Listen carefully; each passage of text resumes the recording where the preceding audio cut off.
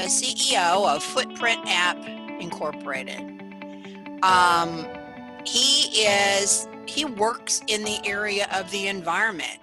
He's still employed by Shell, I think, while he's still getting the Footprint App so that he could make his living off of that. However, at Shell, he is a carbon opportunities analyst. That means that when people come up with good ideas on ways to neutralize carbon impacts or to be more, I'm probably saying this wrong, Dakota, you can fix it when you talk, but that's his job, to hook people up and try to have us actually live on a planet that we can sustain living on. And I find that very exciting. The environment is Rotary's brand new 7th area of focus, and we are so privileged to have I want to call him a high roller, but a guy who's making a big splash in the world of sustainable development. So with no more ado, I turn the talk over to Dakota Stormer. Everybody give him a hand. Thanks, Gwen. I really appreciate the introduction, and I'm super glad to be able to share about some of the stuff that we've been working on. I've been, I guess, kind of under the radar. I haven't shared too much about all the updates and big things that we've been working on with Rotary and with the environmental committee here in our club and in the district. But we've got a lot of really awesome things moving. And then I also don't think I've had a chance to really do like a formal introductory presentation about myself yet since I joined. So I think this is kind of a cool opportunity to share about what I do and how we're making an impact and how it relates to Rotary. So I'm going to share my screen. Let me know when you can see. Let me see if I can get it to work. Can everyone see my screen? Awesome. Okay. All right, so a bit of a background on myself. Today I'm going to be sharing about this program called Environmental Science and Peace, and it is something that we've been working on with Footprint and with the New Gen Peace Builders in collaboration with SRAG, Rotary's Environment and Sustainability Rotary Action Group, and then some Rotarians across the country.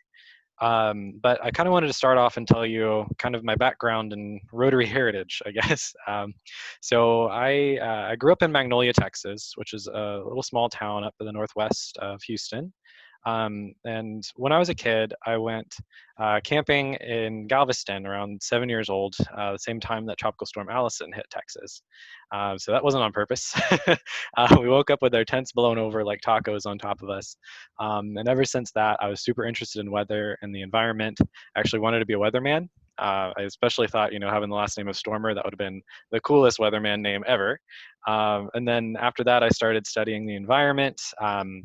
And kind of realized like a lot about how we can live a bit more sustainably and how pollution impacts the environment and all that other great stuff. And through that, I got involved in the Interact Club at my high school. In Interact Club, I ended up I joined and became president pretty quickly. It was a pretty small club, and then we grew to around about 30 or so members.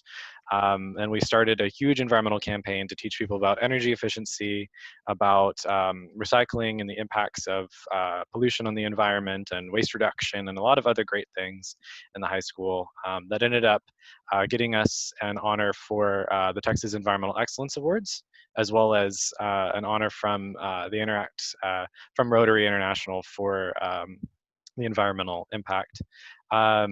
After that, I went to college. I went to University of Texas, so sorry the LSU and A&M folks out there. But my dad was an Aggie, so I can't complain. One of my best friends went to LSU, so I think we're all kind of in the same southern group here. Definitely. And then so I did specializations in environmental engineering and alternative energy. Then got a master's in energy policy and climate from Johns Hopkins University.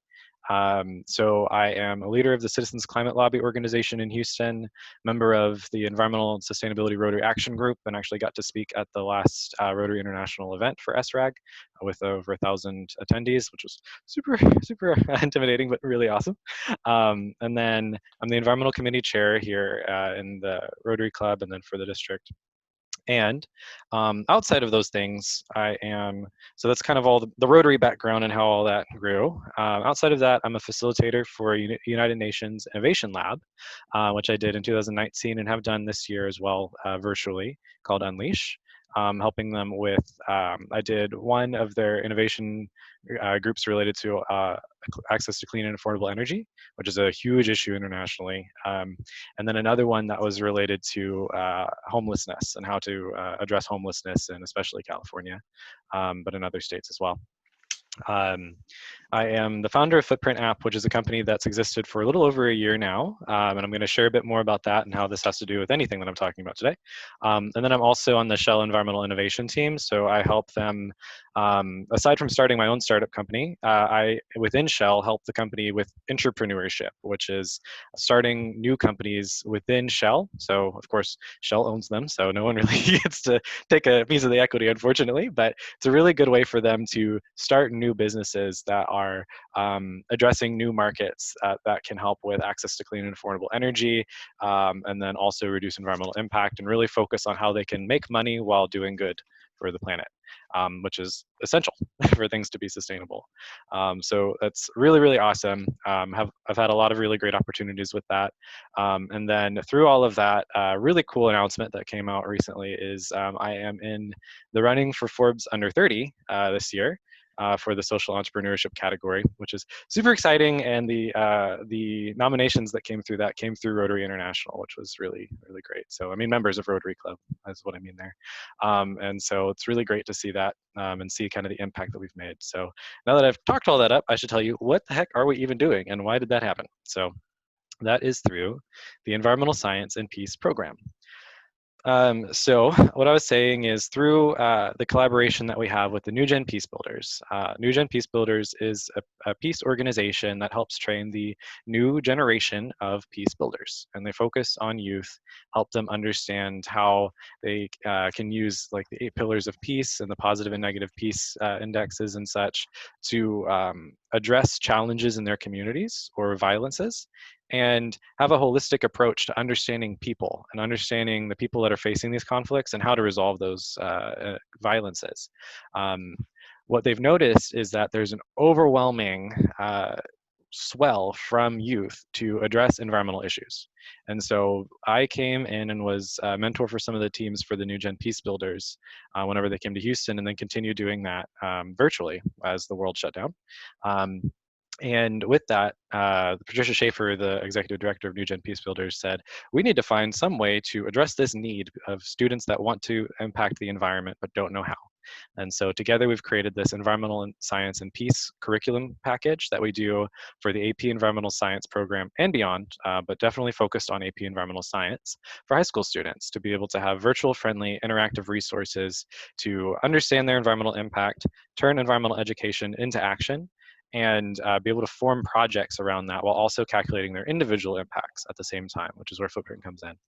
Also, all through that, we are collaborating with the Institute for Economics and Peace, which is a super massive international organization that publishes the Ecological Threat Register, which I'll get to later, as well as the Global Peace Index. So those are really great tools to kind of see how different countries stack up against each other on, you know, what are the different conflicts and violences going on in those locations, how peaceful are those nations, and then how, on the ecological threat side, how do ecological issues such as water stress and land stress and pollution impact those countries and lead to degradation of peace in those areas too. So anyway, lots of preface before I get into the meat of the stuff, but I'm super excited to share about what the heck this program is. So we have 5 program elements. We are creating a package of curriculum, and it's been created. We've already got 53 teachers signed up, which is super exciting, where we give teachers professional development, like a training to teach teachers how to teach environmental subjects through the lens of peace and through the lens of design thinking and really solving problems with the user in mind. Then we do the instructional content, where we have 9 lessons related to environment and sustainability that also link together to peace. And what's really neat is we also have a design thinking project. So especially when it comes to service above self and when it comes to putting projects in place to make an impact, that's really where Rotary comes in.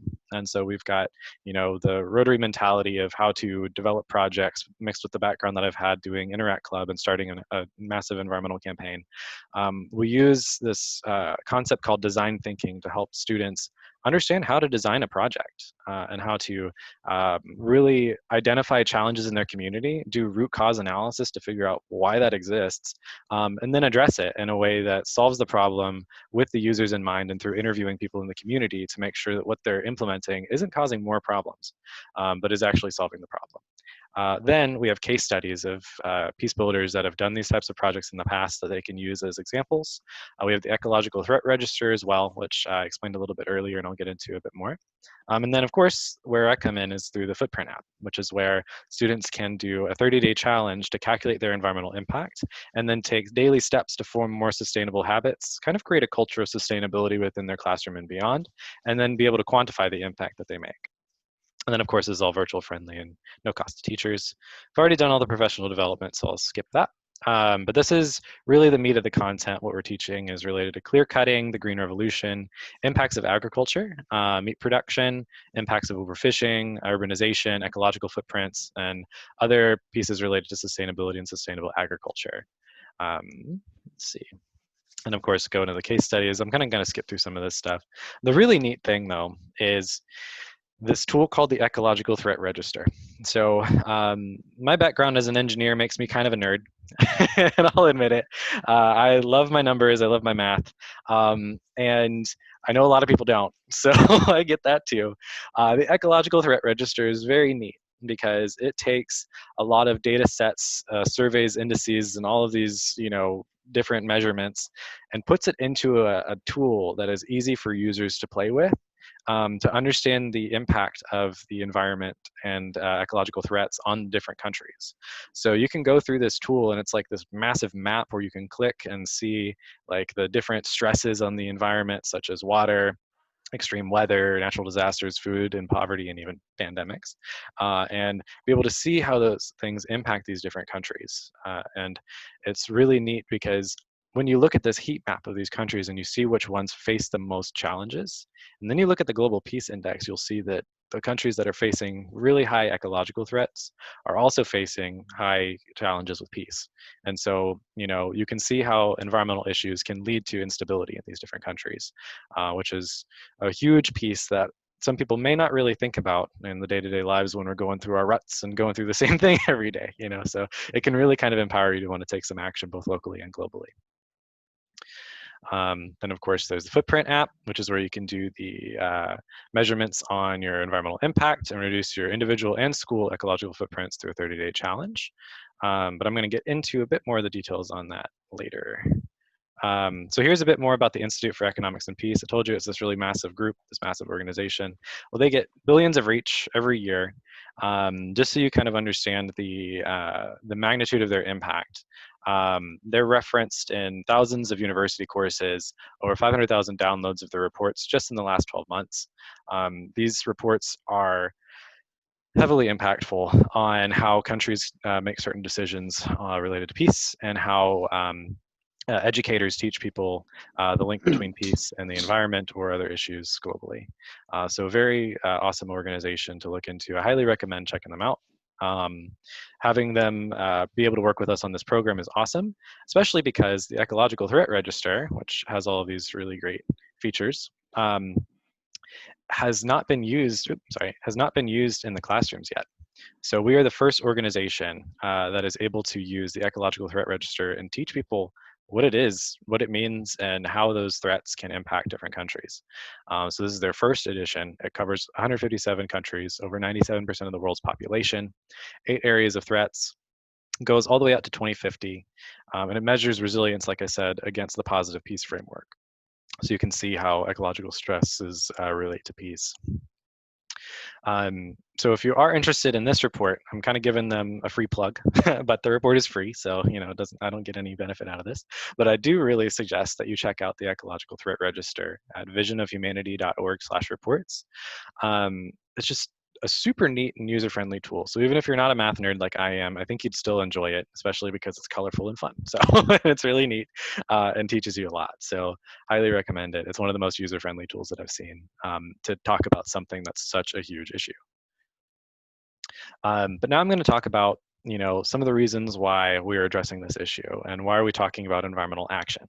Well, the reason is that over 70% of the population in the world is concerned about our environmental future. But at the same time, over 70% of those that are concerned about the environment are not taking regular action. So that's a huge amount of the population that isn't doing like something to take action on the issue that they care about. And so we're trying to understand why. Why is that happening? We can all say, oh, I care about the planet, but also, I'll still drink out of plastic bottles and styrofoam and there's all sorts of other things that we do, maybe take like 30-minute showers just because it's warm and it feels good. I get it. Right. But when you think about it, people sometimes don't intrinsically think about the impact that they can have in our country and beyond. So we're trying to address that. Why is that happening? Well, there's pain points there. Partially, it's because it's difficult to measure. So if you're thinking about pollution and gases and stuff like that, a ton of nitrous oxide or something like that, first of all, doesn't even resonate with you as a thing. And then if it does, it's some giant gaseous thing, and you have no idea what that looks like, how it feels, anything like that. So it's hard to measure. It's hard to experience that too. The other thing is it's kind of inconvenient. So I don't know if any of you have gone on a diet, but I've tried before.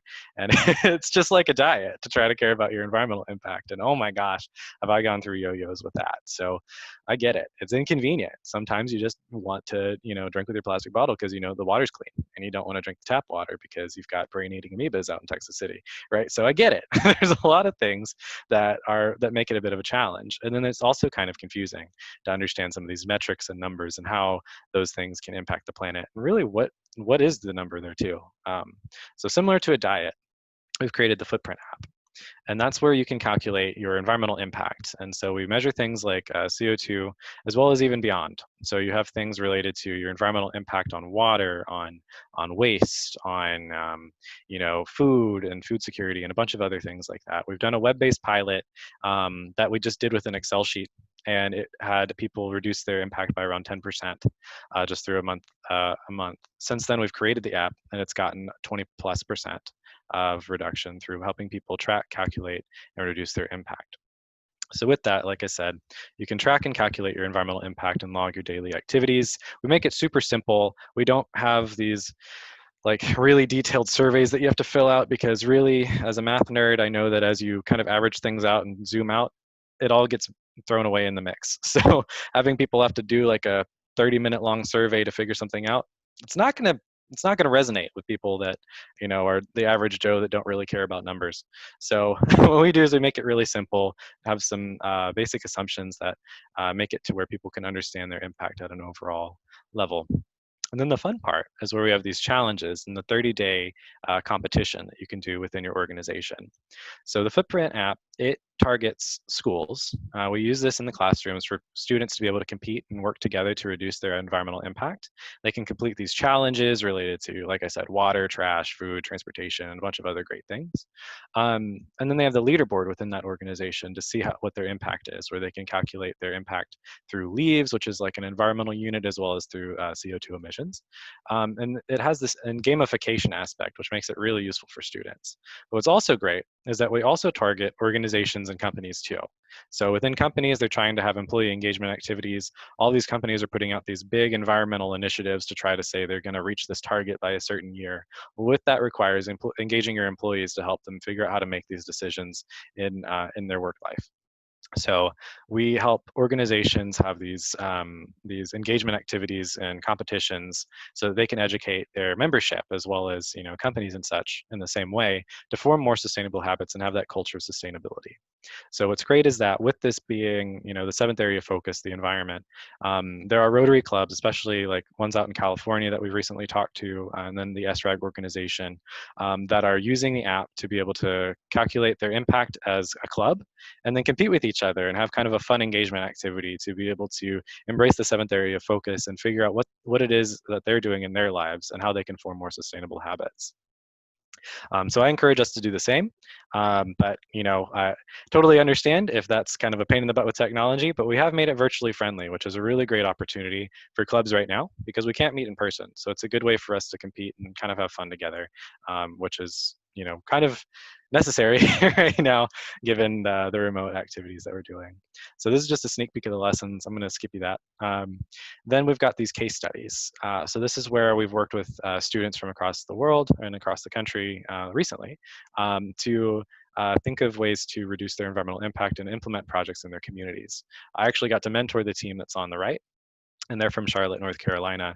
And I helped them understand the impacts of having locally sourced food and having like your own community gardens and having your own garden at home. And how that's good for the environment, good for actually this urban heat island effect and other issues that you can have in communities. And then also how that's good for your health. And so together they added a component of the Footprint app that helps measure the food intake that you have, as well as some of the food related challenges in it too. And then they also implemented this in their high school to be able to help the school reduce their environmental impact when it comes to food sourcing and waste. So then this is ways that you can get involved. So if you are interested, of course, there's many more ways than just these two, but one is through encouraging local educators to participate and having them sign up. So if we have an Interact Club or Interact Clubs in the district that we work with, I'd really like to be able to work with those Interact Clubs to be able to have their environmental science teachers utilize this program. The other is helping us raise funds. So of course, this program has a lot of program management pieces. We had to develop all the curriculum. We had to get teachers involved in making the curriculum. And so we have to be able to compensate the people that have worked on this, as well as through some of the technology developments that we had to do to make the app be able to be used by students in a way that doesn't violate children privacy laws. So, that was very important and kind of costs a lot to contract out a developer. So what we're trying to do is be able to raise the funds to be able to cover these costs too. So we recently had a Rotary Club out in California donate $2,500, which was amazing, and that's been super helpful to be able to get this out in the schools. But of course, outside of Rotary clubs, we'd also very much encourage you to introduce us to other companies or organizations that that are looking to be able to help support education, because we do have recognition that we can do for those companies and organizations to be able to recognize them for what they're doing. So we've got things like free pilots in their organizations, website features, things like that. But outside of those, that is a huge need. If we're talking about what we need for the program right now, the only gap left is really fundraising. And then the next steps to be able to grow the program is growth. So right now we're just trying to raise our funds, but if you want to get involved beyond that, and we understand that people are kind of strapped for cash, especially with the economy taking a downturn, we recommend sharing about the program in your newsletter and including the Network for Good fundraiser, providing warm introductions to sponsors or partnership organizations or other companies, and even organizations that want to help us build more curriculum into this program in the long run. Those 9 lessons are great, but that only lasts a month in the classroom, whereas there's a whole year of AP Environmental Science that we can impact. So if you're interested in education and environmental impact, we've got an environmental committee you can join too and help us get prepared for some of the great things that might come up in 2022, and I can't give much more of a hint than that. So super excited to have that happen. But anyway, I think I'm running low on time, and I think that's all I've got. So thanks again for having me here. Opening it up to questions and comments. Let's see, Bill? Yeah, by all means, if anyone has a question or two for Dakota, please. Now, Dakota, I'm glad that you gave us information on how we can download that report, because I'm very interested to do that, and I also want to download the app as well. I might be shocked to find out how much of a problem child I am, but it would be interesting. I feel that. Yeah, my flight impact from working for Shell was super high, and I was like, oh my gosh, I'm a hypocrite. so, so I had to fix that. If there's some questions, please speak up, because I don't see in this setup, I can't see hands of anybody. Maybe you could open the screen, stop sharing the screen, Dakota. So yeah, there we go. Mm-hmm. Yeah. Do we have any questions?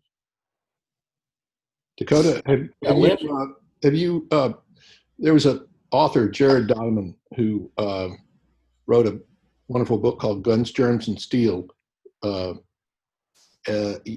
probably 25, 30 years ago. he wrote a second book. That was a very popular book, but he wrote a second book called Collapse, which was essentially tracking those civilizations around the world, Easter Island, some of the Greenland colonies that Denmark had set up but failed, and the collapse of those and how they collapsed. And a lot of it was clear cutting, and eventually, they lost their topsoil and all those kind of things. Are you familiar with that, or is that sort of? I'm not familiar with the book, but I studied those case studies in my Sustaining a Planet courses. And yeah, there's a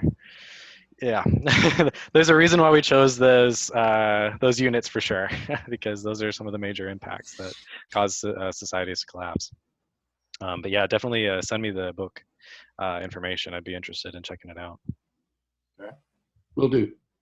That was fascinating, and thank you so much for Gwen for not only inviting Dakota into our club, but also arranging for him to speak to us today.